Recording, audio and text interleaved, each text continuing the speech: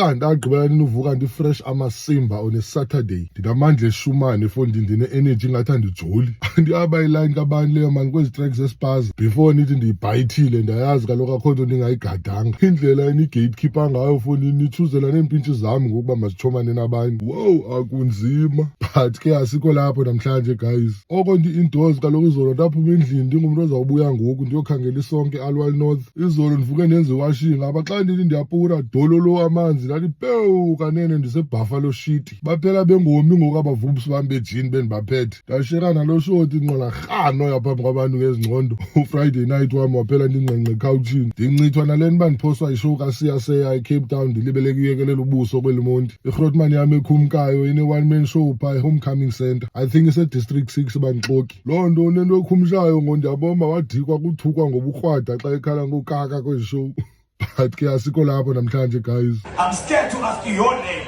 You have come up with a paragraph. What's your name, boy? What? Check your call. There is no Bradley in Zimbabwe.